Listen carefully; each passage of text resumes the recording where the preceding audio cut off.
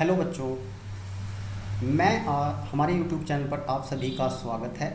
आज मैं आपको कक्षा 7th के चैप्टर 4 हास्य बाल कवि सम्मेलन की हिंदी ट्रांसलेशन करवाऊंगा, जिसमें एक कवि सम्मेलन हो रहा है। बच्चों के द्वारा एक कवि सम्मेलन का आयोजित किया जाता है, जिसमें 4 बाल कवि मंच पर उपस्थित हैं। तो शुरू करते हैं बच्चों।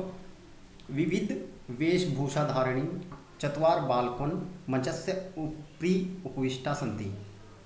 इस पैराग्राफ में यह कहा गया है कि अनेक प्रकार की वेशभूषा, विविध वेशभूषा धारणी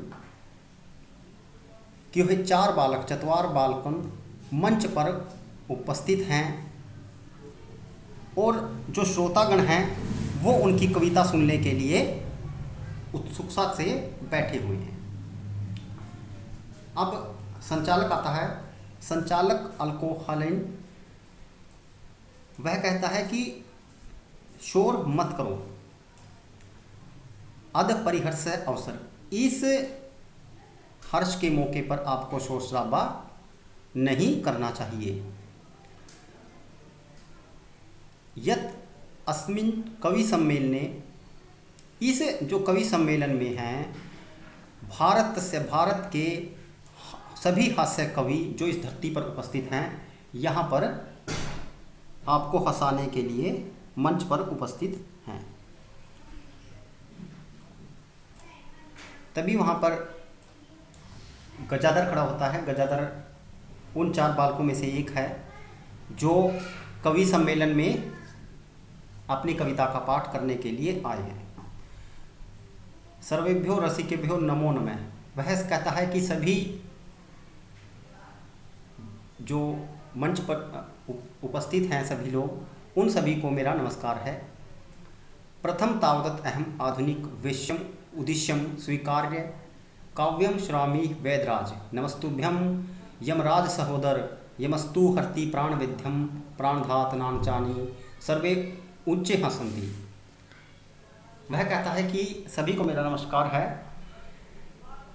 तब तक पहले मैं आधुनिक वैद्य के विषय में अपनी कविता सुनाता हूँ। आधुनिक वैद्य जो हैं उनके विषय में कि हे वेदराज, तुम तो यमराज के सगे भाई हो, तुमको मेरा नमस्कार है। यमराज तो केवल प्राणों का हरण करता है। उसके बाद सभी सर्वे उच्चैन हंसती, सभी ऊंचे स्वर में हंसने लग जाते हैं।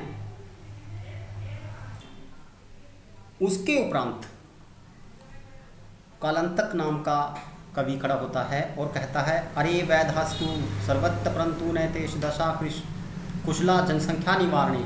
कि वैद्य तो बहुत हैं इस संसार में, वैद्य बहुत हैं, परंतु जो जनसंख्या को कम कर सके, जनसंख्या निवारणे जनसंख्या को कम कर सके, ऐसा कुशल वैद्य मेरे जैसा कोई नहीं है। कि मैं ही ऐसा वैद्य हूँ कि जो जनसंख्या को कम करने में मदद करता हूँ। अर्थात भाव यह है कि मेरे द्वारा किसी का भी इलाज सही तरीके से नहीं किया जाता है। और सभी इस पर भी हंसने लगते हैं। चिंता प्रज्वलितम पृष्ठो विस्मयागतम ना हंगतोन में भ्राता कस्य देहे स्थल लाघोम। आप मेरी यह कविता भी सुनिए। कोई वैद्य जलती हुई चिता को देखकर आश्चर्य को प्राप्त हुआ कि एक वैद्य ने देखा कि कहीं चिता जल रही है। वह सोचने लगा, न तो मैं वहाँ पर गया और न ही मेरा कोई भाई यमराज भी, न तो मैंने कभी किसी का ऐसी लापरवाही की अभी तक, और न ही मेरा भाई यमराज। तो फिर तीसरा यह कलाकार कौन है जिसके हाथों की यह कला है, जिसके कारण यह व्यक्ति मृत्यु को प्राप्त हो चुका है। बच्चों, इसका केवल उद्देश्य मंच पर आकर उनका उद्देश्य केवल बच्चों को और जो उपस्थित सभागण थे उनको हंसाने का था। उसके बाद तीसरा कवि खड़ा होता है, तुंदलिन तुदस्य उपरी हस्तम आवर्तन। वह पेट पर हाथ फेरता है। तुंदलो हे भो, मैं पेटू हूँ। ममापि कद इदम काव्यम श्रुतम, मेरे भी काव्य को सुन लो और इसे जीवन में अपना लो। प्रणाय प्राप्त दुर्बुद्धे, हे मूर्ख, प्राय अन्न को माम शरीरे दया करो, प्राय अन्न को ग्रहण करके अपने शरीर पर दया मत करो। प्रायान्न दुर्लभ, क्योंकि प्राय अन्न काफ़ी दुर्लभ होता है। लोकेशु शरीराणी पुनः पुनः, और संसार में प्राय अन्न दुर्लभ है और ये शरीर बार बार होते रहते हैं। सर्वेपुन अट्टहास कुर्वन्ति, फिर उसके बाद सभी लोग उसका मजाक उड़ाने लग जाते हैं। वह पहले ही इस कविता को लोगों को हंसाने के लिए सुना रहा था कि वह हास्य कवि था।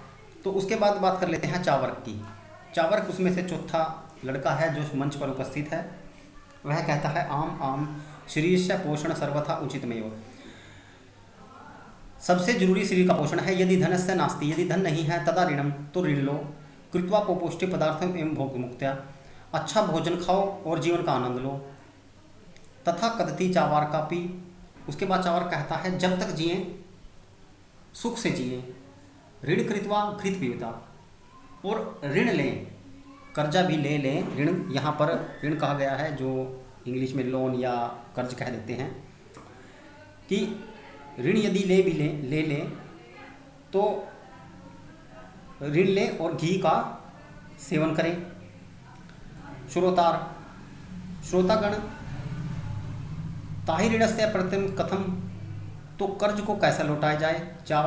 फिर चावार्क कहता है श्रीमतम अवशिष्टम काव्यम घृत पीता श्रम कृत्वा ऋणम प्रत्यजेत, कि जो आपने ऋण लिया उसे घी पीजिए और परिश्रम कीजिए और लोगों का कर्जा जो आपने ऋण लिया है उसको उतार दीजिए। उसके बाद काव्य पाठन श्रवण, इस कविताओं का पाठ सुनने के बाद उत्प्रेरित एवं बालको आशुक विचार इत्यादि हास्यपूर्वकंच श्रवती, तभी वहाँ पर काव्य सुनने से प्रेरित होकर एक बालक भी आशु कविता की रचना करता है, एक अन्य बालक, और हंसी के साथ सुनाता है बालक। आप मेरी भी कविता सुनिए। गजाधर कवि चेव तंदुल भोज्य लोलुपुम, मैं गजाधर कवि तंदिलच एवं भोज्य लोलुप कांतम्बित को चावार्क को प्रमाण करता हूँ। काव्य को सुनकर हाहाकार करके बालक हंसता है और दूसरे भी हंसते हैं और बाहर निकलकर सभी अपने अपने घर को जाने लगते हैं। तो यहाँ पर 4 लड़कों ने मंच पर आकर लोगों को हंसाने का प्रयास किया है, जिसकी ट्रांसलेशन मैं आपको करवा चुका हूँ। यदि आपको इसमें कोई प्रॉब्लम रही हो तो मैं आप कमेंट बॉक्स में हमें बता सकते हैं। बच्चों, इस पूरे चैप्टर में जो शब्द मीनिंग दिए गए हैं, यदि आप उनको आसानी से आप उनको स्टडी कर लेंगे तो आपको पाठ समझने में काफ़ी आसानी रहेगी। और जो भी बड़े शब्द रहेंगे संस्कृत में, जैसे काव्य पाठन श्रवण, काव्य को अलग कीजिए, पाठ को अलग कीजिए, श्रवण को अलग कीजिए। काव्य का पाठ श्रवण करने उत्प्रेरित, उससे प्रेरित होकर, तो ऐसे यदि आप इसके टुकड़े करते रहेंगे, बाल को अपी आशुक वितार रचिति, तो इससे आपको हिंदी से इंग्लिश संस्कृत से हिंदी में ट्रांसलेट करने में काफ़ी आसानी रहेगी। थैंक्स फॉर वॉचिंग, धन्यवाद।